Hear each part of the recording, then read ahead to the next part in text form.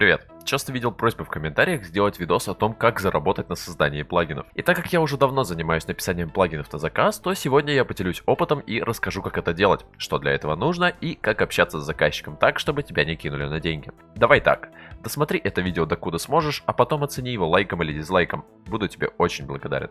Также выражаю благодарность всем моим зрителям за 1000 подписчиков на канале. Ребят, вы лучшие. Первое, что я бы хотел, чтобы ты понял, писать плагины для себя и писать их для кого-то — это разные вещи. Ведь если ты возьмешь заказ и выполнишь его криво, или не выполнишь его вообще, или вдруг не уложишься в сроки, то заказчик больше не обратится к тебе и ты потеряешь потенциальные деньги. Да и вдобавок о тебе, как о плохом исполнителе, могут узнать другие, и больше заказов ты вообще не получишь. Таких историй миллион. Именно поэтому важно понимать, готов ты вообще к работе или нет. Так что начнем с того, как вообще понять, готов ты делать заказы или нет. Для этого проанализируй свои знания, свои проекты и подумай, чего ты потенциально можешь не знать. Например, в заказах часто приходится использовать голограммы, World Edit и World Guard API, приходится делать NPC, а также писать арены для мини-игр. Если ты никогда раньше такого не делал, то, возможно, стоит повременить с заказами и несколько подтянуть свои знания. Но представим, что ты все это умеешь. Что дальше? Откуда брать заказчиков?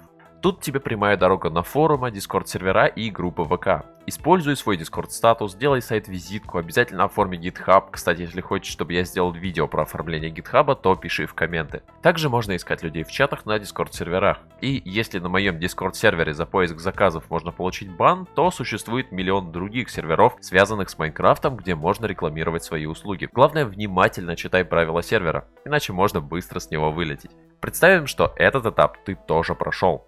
Ты нашел заказчика. Теперь он описывает то, что тебе нужно будет сделать, то есть пишет техническое задание. На самом деле тут наступает самый сложный период, потому что многие люди пишут невероятно неграмотно и не могут правильно донести свою мысль. Тут, конечно, люди ни при чем, тут виновата скорее система образования в СНГ. И если ты думаешь, что такое происходит только при работе с заказчиками в Майнкрафте, то ты ошибаешься. Сколько бы я ни общался с заказчиками и с людьми, которые общаются с заказчиками в разных отраслях, такое происходит везде. Помимо этого, будь готов к тому, что с первым человеком договориться не получится, потому что еще один порок многих — невероятная жадность. Будь готов к тому, что человек попытается заказать полностью настраиваемую, полноценную сложную мини-игру за 5к рублей. Конечно, на первых порах будет соблазн взяться даже за такие заказы, потому что, вроде деньги, норм, 5к заплатят. Особенно, если тебе 14-16 лет, и это будет твоя первая, так скажем, зарплата. Но подумай, оно тебе вообще надо? Сидеть несколько дней, а может и больше, если опыта не так много, а все ради 5к рублей? Я думаю, стоит ценить свой труд, но и слишком наглеть тоже не стоит. Продумай все детали. Оцени, сколько усилий и времени ты потратишь, и в зависимости от этого вычисляй сумму. Большинство людей не любит, когда ты сначала пишешь одну цену, потом другую, потому продумывай все заранее и 100 раз подумай, прежде чем назвать цену. Ладно, предположим, ты все-таки договорился на приемлемую цену. А что дальше? Что если заказчик попытается тебя кинуть, обмануть на деньги? Дам тебе один совет. Всегда бери предоплату. Либо в виде половины суммы, либо всей. Чтобы твой труд хоть как-то, но остался оплачен в любом случае. Чтобы не было так, что ты сделал плагин, а тебе говорят, вот он уже нам не нужен, извини, денег не будет. Но вот заплатили тебе половину, ты приступил, сделал плагин, и у тебя может возникнуть логичный вопрос. А где гарантии, что вторую половину-то он отдаст? Тут два пути решения. Первый — кидать заказчику видео с демонстрацией работы, показывать ему через демку в Дискорде или загружать на собственный сервер, куда он сможет зайти. То есть продемонстрировать работу без непосредственной ее передачи. Второй способ — это вшивать в работу эксплойты. Не путайте с бэкдорами, которые призваны навредить серверу.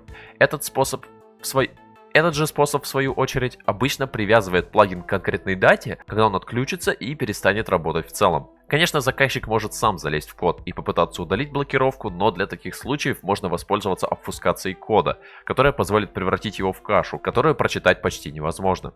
При этом все будет работать так же, как и до обфускации. Этот способ защиты, конечно, не идеален, но все же лучше, чем отдавать плагин просто так. Далее ты можешь вести себя по ситуации. Либо сказать человеку, что вот, скинул тебе плагин защиты, и если ты сегодня не заплатишь, то плагин работать перестанет. Либо сразу не говорить, а пользоваться этим лишь как инструментом давления после того, как ты понимаешь, что деньги тебе скидывать не собираются. Далее, после проверки и оплаты, ты просто скидываешь плагин без защиты, и все довольны. Надеюсь, тебе понравилось это видео, спасибо, что досмотрел его до конца. Ребят, кто берет заказы, поделитесь опытом в комментариях и скажите, где со мной не согласны. Наставьте, так сказать, новичков на путь истинный. А тут был Бебра. Пока.